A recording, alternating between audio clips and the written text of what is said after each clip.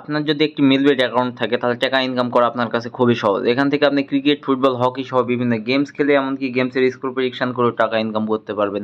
আর যদি আপনার অ্যাকাউন্ট না থাকে তো চলুন কীভাবে অ্যাকাউন্ট খুলবেন দেখে নিই। প্রথমে মিলবেট অ্যাপটি যে কোনো একটি ব্রাউজার থেকে ডাউনলোড করে নেবেন। ডাউনলোড করে ওপেন করলে আপনার সামনে এমন একটি পেজ আসবে। এখান থেকে উপরে দেখবেন রেজিস্ট্রেশন অপশান, রেজিস্ট্রেশনে ক্লিক করবেন। এরপর দেখবেন ইন ওয়ান ক্লিকে ক্লিক করবেন। এরপর দেখবেন বাংলাদেশ টাকা, প্রোমো কোড স্পোর্টস। প্রোমো কোডের জায়গায় আমাদের অফিসিয়াল প্রোমো কোড DCT5, আবারও বলতেছি DCT5 লিখে দিবেন।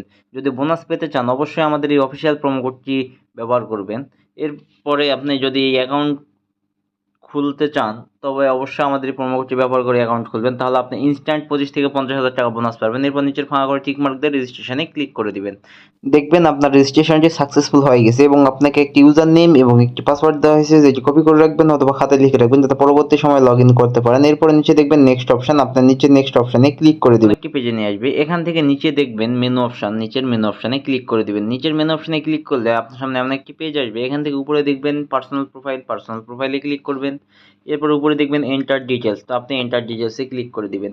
এন্টার ডিটেলসে ক্লিক করে আপনার এনআইডি কার্ড দিয়ে এই ফর্মটি ফিল আপ করে নেবেন। এখানে ফার্স্ট নেমের জায়গায় আপনার নাম লিখে দিবেন, ডেট অফ বার্থের জায়গায় আপনার জন্ম তারিখ লিখে দিবেন, প্লেস অফ বার্থের জায়গায় আপনার জন্মস্থান লিখে দিবেন।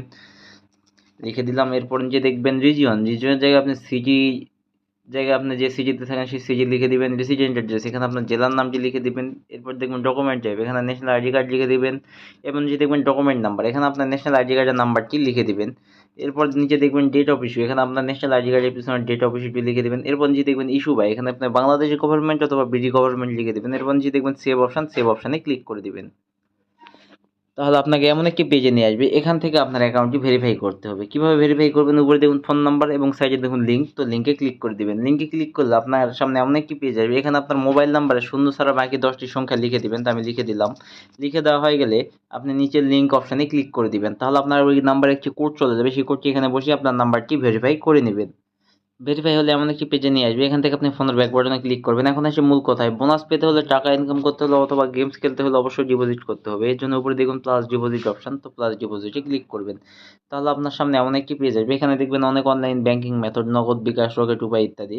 তো এখান থেকে আমি নগদের মাধ্যমে আপনাদেরকে ডিপোজিট করাই দেখাই দিচ্ছি, তো আমি নগদে ক্লিক করলাম। এরপর দেখবেন এমন একটি পেজে নিয়ে আসবে। এখান থেকে দেখবেন নগদ পেমেন্ট ওয়ালেট নাম্বার, আপনি যত টাকা ডিপোজিট করতে চান ঠিক তত টাকাই এই পেমেন্ট ওয়ালেট নাম্বারে ক্যাশ আউট করে নেবেন। এমনকি এখানে আপনি 200 থেকে 25,000 টাকা পর্যন্ত ডিপোজিট করতে পারবেন।